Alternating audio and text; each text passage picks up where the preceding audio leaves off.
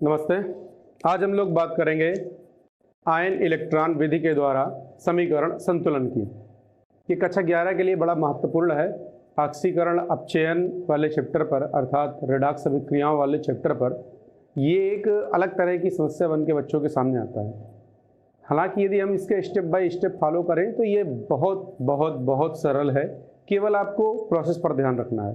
तो इस वीडियो को हम दो पार्ट पर ध्यान रखेंगे, दो पार्ट पर डिवाइड कर देंगे। दो पार्ट पर पहला पार्ट जो कि हमको बताएगा कि किन किन स्टेप्स का फॉलो करना है, कौन कौन सी विधियों का यूज़ करना है, वो थ्योरी क्या है। बेसिकली पहले पार्ट में हम थ्योरी की बात करेंगे और दूसरे पार्ट पर हम एक एग्जाम्पल लेकर समझेंगे कि किस प्रकार से आयन इलेक्ट्रॉन विधि की सहायता से किसी समीकरण को बैलेंस किया जा सकता है। तो आइए बात करते हैं पहले पार्ट की। जो पहला पार्ट है वो हमको बताता है कि आयन इलेक्ट्रॉन विधि के द्वारा समीकरण का संतुलन कैसे करेंगे। इसमें बेसिकली आपको कुछ स्टेप्स फॉलो करने होते हैं। अगर आपको कोई समीकरण दिया गया है तो वो या तो आणविक रूप में होगा या तो आयनिक रूप में होगा। अगर वह समीकरण आणविक रूप में है तो पहले हमको उसको आयनिक में चेंज करना है। आयनिक में चेंज करने के पश्चात उसमें से दो अभिक्रियाएं, हम जानते हैं कि रेडॉक्स समीकरण वो होता है जो कि नाम से देखते हैं रिडॉक्स। अगर मैं इसको यहां से ब्रेक कर दूं तो ये रिड और ये ऑक्स, मतलब इस हिस्से का अपचयन और एक का ऑक्सीकरण। तो रिडॉक्स समीकरण वो होता है जिसमें एक हिस्से का अपचयन होता है और दूसरे का ऑक्सीकरण हो रहा होता है। आयन इलेक्ट्रॉन के हिसाब से कहें तो एक में इलेक्ट्रॉन छोड़ा जा रहा होता है और एक में इलेक्ट्रॉन ग्रहण किया जा रहा होता है। अब यहां समझने वाली बात यह है यहां पर कि आपको दो समीकरण, दो अर्धविक्रियाएं छांट लेनी है, जिसमें से एक में इलेक्ट्रॉन लूज हो रहे होंगे और दूसरे में जो इलेक्ट्रॉन हैं वो गेन हो रहे होंगे। इस तरह से आपको दो अभिक्रियाएं छांट लेनी है। इन दोनों अभिक्रियाओं को छांटने के पश्चात आपको उन अभिक्रियाओं को बैलेंस करना है, अलग अलग बैलेंस करना होगा। बैलेंस करने का सिंपल रूल है कि सबसे पहले आपको वो अर्ध अभिक्रिया लिख लेनी है। तो फर्स्ट स्टेप पर आपको अर्ध अभिक्रिया लिखनी है। अर्ध अभिक्रिया लिखने के बाद ऑक्सीजन और हाइड्रोजन को छोड़कर जो तत्व लिखा होगा सबसे पहले आप उसको बैलेंस करेंगे।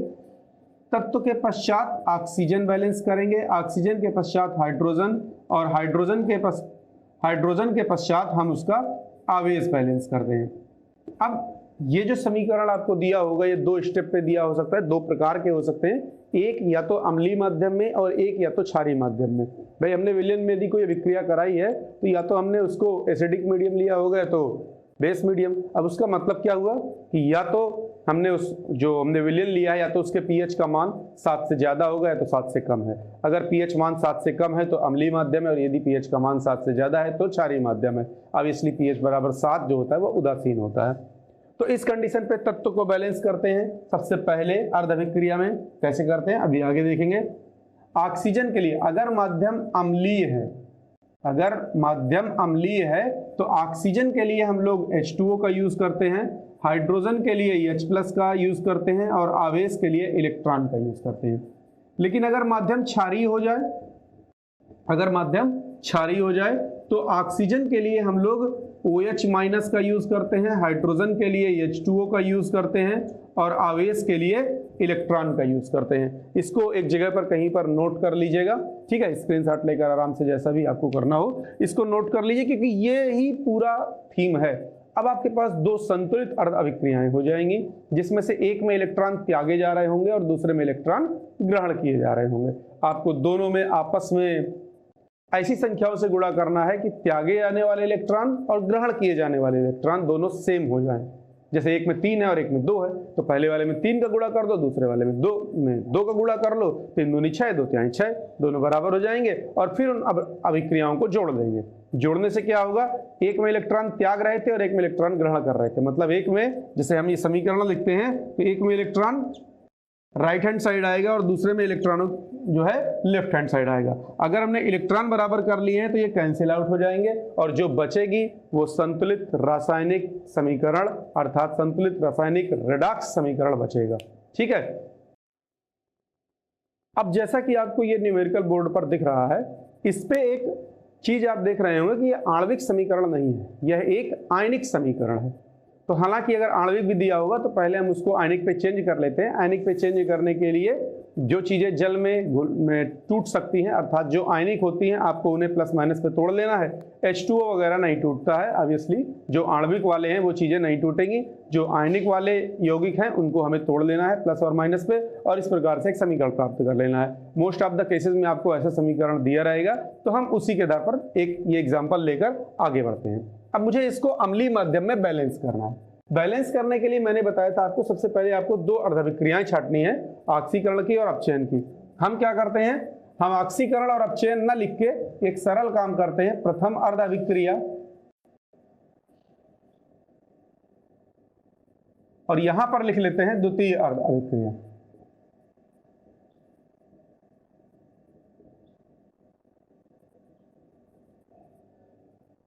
ऐसा क्यों? क्योंकि कई बार बच्चों को कंफ्यूजन हो जाता है कि कौन सा ऑक्सीकरण है कौन सा अपचयन है, तो हम उस पचड़े पे ही नहीं पढ़ते, हम सीधे सीधे प्रथम और द्वितीय लिखते हैं। अब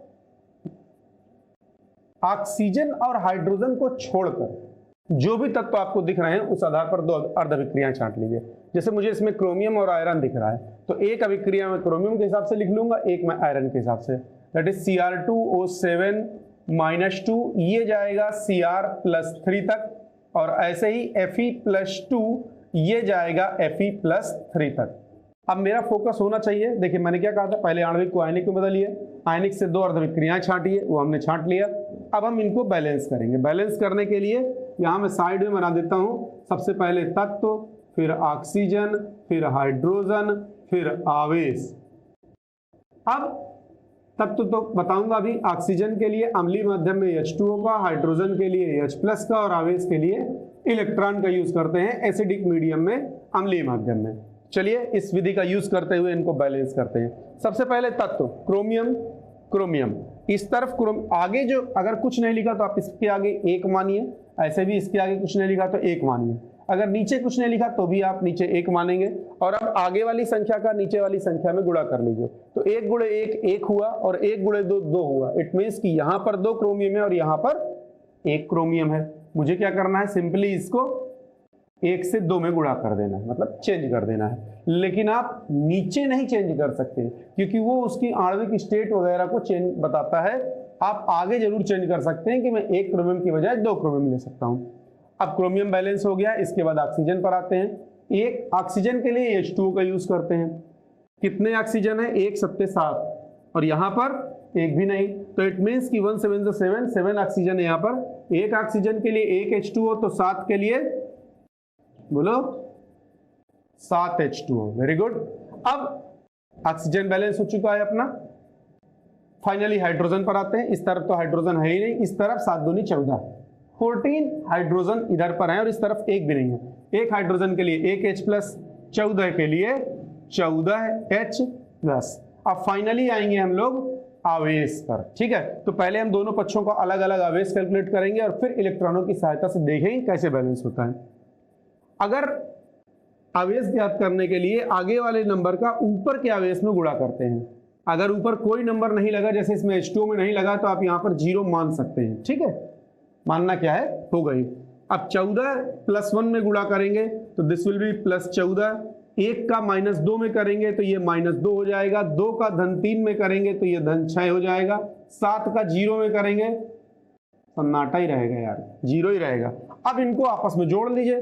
14 ऋण 2 इट इज 12, 6 धन 0 ये 6 हो गया। तो इस तरफ का आवेश 12 हुआ और इस तरफ का 6 हुआ। अब मुझे इलेक्ट्रॉनों का यूज करना है, इलेक्ट्रॉनों को जोड़ना है। इलेक्ट्रॉन किधर जोड़ा जाए, इलेक्ट्रॉन के ऊपर माइनस है, यानी ये जिस तरफ जुड़ेगा उस तरफ की वैल्यू कम कर देगा। अगर मैं इधर 6 वाली तरफ जोड़ता हूं, यानी कम वाली तरफ जोड़ता हूं, तो ये इसको और कम कर देगा और ये 12 के बराबर तो आएगा नहीं। तो हमेशा इसलिए इलेक्ट्रॉन जोड़ेंगे अधिक वाली तरफ। कितने जोड़ेंगे, दोनों को आपस में घटा लीजिए, जितना नंबर आएगा उतने ही इलेक्ट्रॉन जोड़े जाएंगे। तो 12 - 6 दिस इज 6 इलेक्ट्रॉन। अब पहला वाला समीकरण आपका संतुलित हो चुका है। दूसरे वाले पर आते हैं। सबसे पहले तत्व, आगे 1 अंक बनाया, नीचे 1 लिखा, अगर कुछ नहीं लिखा तो इधर 1 1 कम 1 1 1 कम 1, दोनों तरफ Fe की वैल्यू बराबर है। ऑक्सीजन ना इधर है ना इधर है, कोई बात नहीं।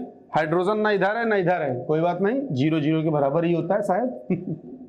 अब फाइनली आवेश 1 × धन 2, इधर का आवेश हुआ धन का 2, इधर का आवेश हुआ 1 × धन 3 धन का 3।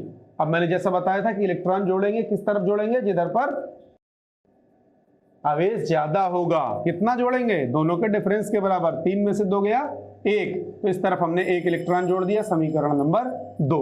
इस तरह से मुझे संतुलित समीकरण 2 प्राप्त हो गए। अब मेरा फाइनल काम क्या बचा, क्या नियम बताया था शुरू में कि जब 2 अर्ध अभिक्रियाएं संतुलित प्राप्त हो जाएंगी तो उनमें उचित संख्याओं से गुणा करेंगे कि इलेक्ट्रॉन बराबर हो जाए, और इलेक्ट्रॉन बराबर हो जाए फिर उन्हें आपस में जोड़ लेते हैं। तो इसमें 6 इलेक्ट्रॉन है, इसमें 1 इलेक्ट्रॉन है। हाँ, यहाँ एक आपको ट्रिक बता देते हैं कैसे पता चले कि हम यहाँ तक का सही किए हैं। अगर पहले वाले के इलेक्ट्रॉन लेफ्ट हैंड साइड आए हैं तो दूसरे वाले के राइट हैंड साइड आएंगे, अगर पहले वाले के राइट हैंड साइड आते हैं तो दूसरे वाले के लेफ्ट हैंड साइड आएंगे। बेसिकली दोनों तरफ के इलेक्ट्रॉन अपोजिट साइड में आएंगे। अगर सेम साइड में इलेक्ट्रॉन आए तो आपने कुछ गलत किया, ठीक है। तो यहीं से आप चेक कर सकते हैं, आगे बढ़ने की जरूरत नहीं, कहीं कहीं मेरा गलत तो नहीं हुआ। अब देखते हैं, अब आपको इलेक्ट्रॉन बराबर करने हैं, तो पहले में 6 है, दूसरे में 1 है, इसमें 6 का गुणा कर लो, या फिर इसके इलेक्ट्रॉन का उसमें, उसका इसके इलेक्ट्रॉन ऊपर नीचे। तो समीकरण 1 गुणे 1, क्योंकि इसमें तो कुछ करना ही नहीं है, मैं इसको डायरेक्ट भी लिख सकता था। तो समीकरण 1 गुणे 1 ना लिख के मैं समीकरण 1 धन समीकरण 2 गुणे 6 से, यानी समीकरण 1 वैसा ही लिखा रहेगा और दूसरे वाले में 6 का गुणा करेंगे। तो पहला वाला समीकरण वैसे ही उतार लेते हैं, 6 इलेक्ट्रॉन धन 14H प्लस धन Cr2O7 माइनस 2, तीर लगाया, 2Cr प्लस 3 प्लस 7H2। मैं आपसे कहूंगा कि आप 2 बार ये लाइनें अलग अलग लिखें। बहुत सारे लोग एक साथ लिखते हैं, बट वो एक साथ लिखने में क्या होता है, कई बार गलती हो जाती है, कंफ्यूजन हो जाता है। नाउ इस पे हमें 6 का गुणा करना है, तो 6 Fe प्लस 2, तीर लगाया, 6 Fe प्लस 3 प्लस 6 इलेक्ट्रॉन। अब इन्हें फाइनली हम लोग जोड़ लेते हैं और जो मिलेगा वो संतुलित समीकरण होगा। ये 6 इलेक्ट्रॉन तीर के अपोजिट साइड तक कट गए, जो बचा है उसे जोड़ के सिंपली लिख देना है। तो Cr2O7 माइनस 2 धन 6 Fe प्लस 2, इधर 14H प्लस है तो प्लस 14H प्लस, तीर लगाया, 2Cr plus 3 plus 6 Fe plus 3 plus 7H2O। यही संतुलित रासायनिक समीकरण है। चाहे तो चेक कर सकते हैं, इस तरफ 2 क्रोमियम है, इस तरफ भी 2 क्रोमियम है, इस तरफ 6 Fe है, इस तरफ भी 6 Fe है, इस तरफ 7 ऑक्सीजन है, इस तरफ भी 7 ऑक्सीजन है, इस तरफ 14 हाइड्रोजन है, इस तरफ भी 14 हाइड्रोजन है। जल्दी से आवेश चेक कर लेते हैं। 1 गुणे ऋण 2, इधर का -2 और धन का 12 यानी 10 हुआ, और 10 14 24, 2 3 6 और 6 3 18, 18 6 24, और ये वाला तो 0 ही रहेगा। तो इस तरह से ये समीकरण संतुलन हो गया। नमस्ते। इसको, हाँ, एक चीज और कि इस वीडियो को 2-3 बार जहां भी मैंने स्पीड में किया है, आप जहां कुछ भी हो उसको रिप्ले कर करके 2-3 बार, जो पॉइंट समझ में नहीं आ रहा है आप उसको देख सकते हैं, और अगर कोई और बात हो तो फिर आगे बात करेंगे। ठीक है, नमस्ते।